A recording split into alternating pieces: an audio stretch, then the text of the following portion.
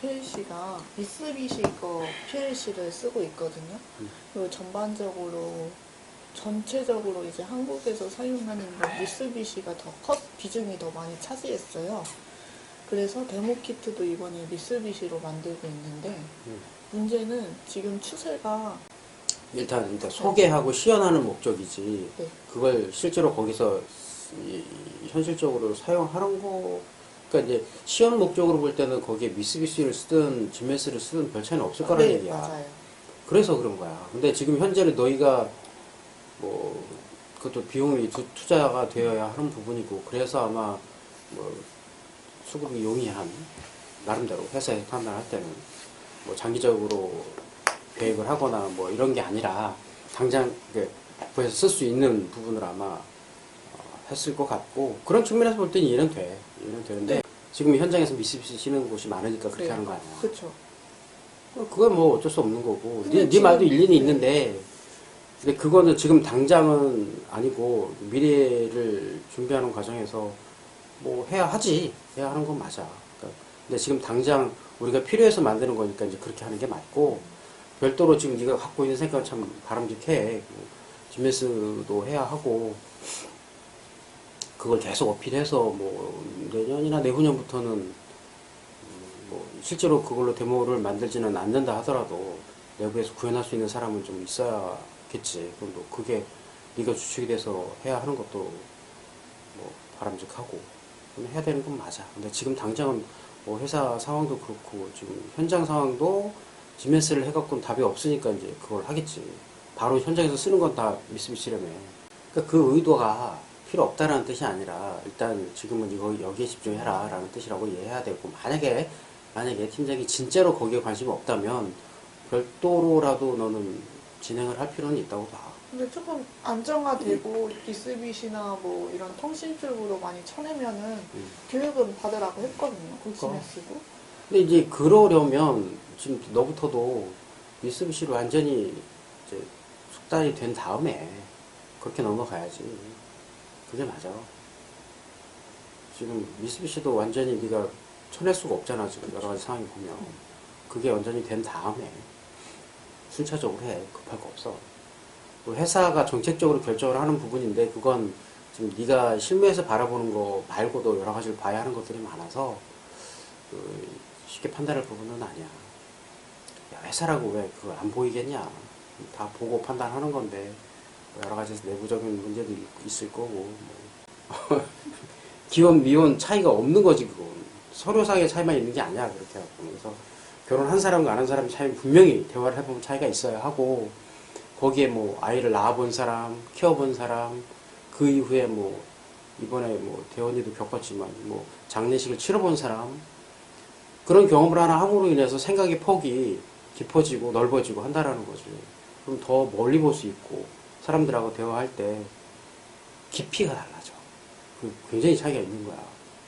그게 이제 직업적으로 눈 가까이 보면 직업적인 역량이나 내가 볼 수 있는 시야나 어떤 경험의 깊이나 이런 거에 따라서 뭐 어떤 고민의 상황이나 어떤 뭐 결정을 해야 되는 이런 상황에서 조금 더 현명하게 대처할 수가 있는데 이런 게 없으면 늘 내가 얘기했듯이 유혹과 기회를 구분 못해갖고 막 쉽게 흔들리고 어쨌거나 한쪽 바퀴가 주행 중에 다른 쪽과 다르게 미끄러지거나 주행 회전 속도가 제대로 안 나올 때 그럴 때 이제 자동차 입장에서는 이 차가 미끄러진다 라고 판단을 하는 그런 상황이야. 그러면 타이어에 일정 압력을 주어서 어제 느꼈거든. 얘가 ABS처럼 계속 이렇게 두드리면서 뭐 발이 막 뭔가 치는 듯한 이런 느낌 그런 거 같지? 네. 그게 이제 브레이크를 계속 순간적으로 잡아주는 거야. 그래갖고 미끄러질 때 다시 그 그립력을 보정해주기 위한 그런 역할이 나오는 거지. 자동으로 해주는 거군요. 이것은 정상 작동이 되는 거니까 이상이 아니다 얘기하고 작동이 될 때 주행 중에 차체 자세 제어 장치가 작동되는 구간에서는 ESC 작동 표시 등이 깜빡깜빡거리고 ESC가 작동될 때는 구동력과 제동력의 영향으로 약간의 진동이 느껴질 수 있으니 이는 정상입니다. 어제 내가 얘기한 게 그거야. 정상입니다. 진흙, 하는 못 봤어. 진흙길 무서워서. 또는 미끄러운 눈길을 빠져나오고자 가속 페달을 밟을 때 엔진 회전수가 상승하지 않을 수도 있습니다. 정상적일 때. 뭐 아예 그냥 도로 같은 데는 상관이 없는데 뭐 우리 저 골목길 같은 데 보면 한쪽은 눈이 있는데 한쪽은 없고 이럴 때 그런데 그 위에 딱 걸렸어. 출발하려고 그러는데 한쪽만 헛돌아. 그럼 계속 작동해 이게. 그럼 못 나와 거기를. 그럴 때는 변속을 해서 뒤로 나왔다 다시 가든지 아니면 끄든지 그렇게 설정을 해야 된다. 좋은데 그랬더니 왜 근데 그리고 지금- 이거 왜 원폭 들어간 데다 붙였어? 튀어나온 데 붙여야지 굳이 붙이면? 아 그런 거예요? 무곡 안 당하려면 좀 튀어나오는 여기다 게 붙이는 거 아니에요? 거기 왜 붙였는데? 붙인 다른- 이유가 뭔데? 다른 사람들이 붙인 거 따라 붙였어요. 아니 글쎄 붙인 이유가 뭐냐는 얘기지. 뭉콕을 방지하기 위해서. 누가 누구한테? 제가 다른 사람한테. 그래. 네 차가 문을 열 때 다른 사람을 찍을까봐 붙이는 거 아니야? 그쵸. 그럼 제일 튀어나온 데다 붙여야 되잖아. 아, 그럼 위에 올려서 붙였어야 되네요. 원폭 들어간 데도 붙여놓으면 열어나 많아지. 다시 얘보다 얘가 먼저 달 거 아니야. 브레이크뿐만이 아니라 각종 오일 전부 다 통용이 되는 거야. 뭐 너 어제 갔잖아. 냉각수도 그래. 냉각 시스템 점검하기 위해서 뭐 부동액이다, 냉각수다 이거 쑥 빼버리면 다시 그거 거기다 보급하는 게 아니야.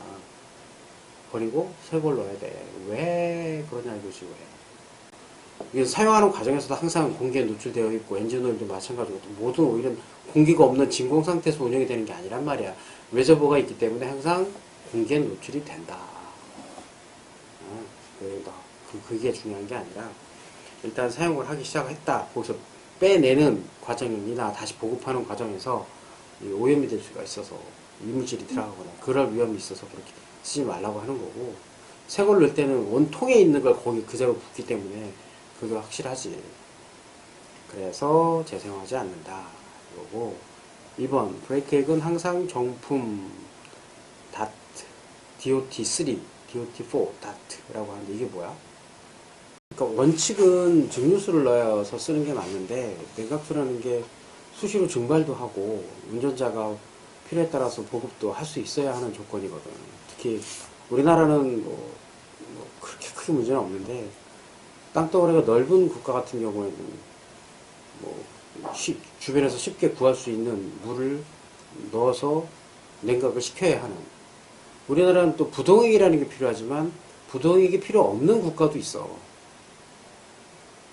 평균 기온이 0도 이하로 안 내려가는 국가도 있잖아. 열대지방이나 뭐 사막지대 이런 데는 부동액을 쓸 이유가 없잖아. 물만 보고를 하면 되거든. 근데 여기다 어떤 물을 넣느냐에 따라 이 냉각 시스템이 부식돼 갖고 손상이 발생할 수 있는 위험이 있다는 말이지.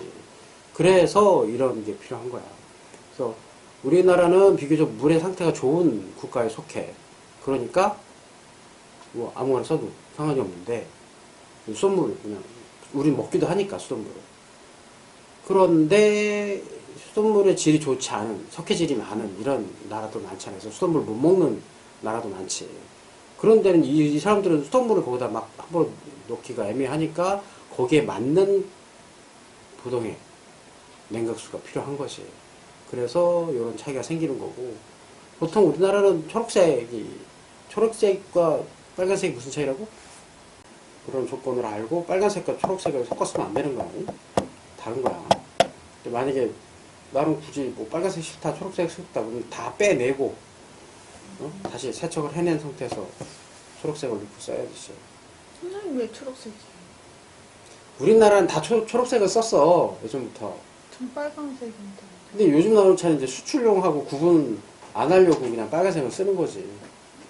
에어 블리딩을 한다라는 얘기는 에어 블리딩을 하는 과정에서 에어가 빠져나가면 브레이크액이 조금 더 내려올 수 있으니까 맥스까지 넣는 거야. 늘어나진 않지. 줄면 줄었지. 블리딩을 하는 과정에서 오일을 조금씩 빼거든. 그러면 오일이 줄잖아. 그래서 그렇죠. 맥스까지 넣어놓고 작업을 하는 거야. 그럼 이게 운전석에 앉아서 브레이크 패드를 밟아주는 사람이 한 명이 필요하고 밑에서 에어를 빼주는 사람이 한 명이 필요해. 이건 두 사람이 필요한 작업이라는 거지. 그래서 보조자는 브레이크 페달을 수차례 반복하여 펌핑한 다음 페달을 밟은 상태를 유지한다.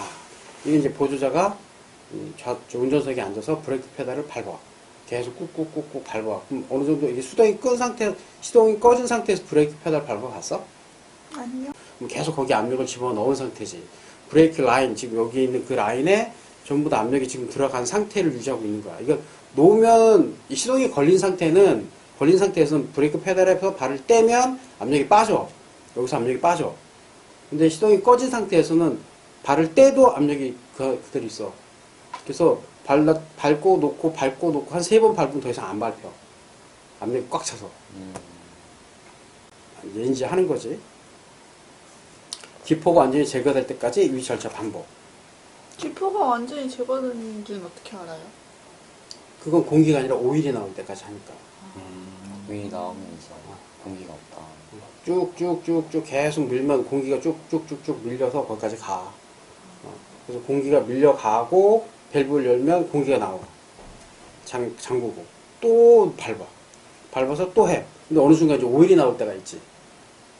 그때 잠그면 이제 이해되지? 아, 에어백이. 이게 에어 블리딩 절차. 이거는 모든 브레이크 시스템에 다 똑같이 적용되는 거야. 이건 자동차뿐만이 아니라 오일을 사용하는 모든 브레이크 시스템. 이 자전거도 오일 쓰잖아. 네. 자전거 오일 써요?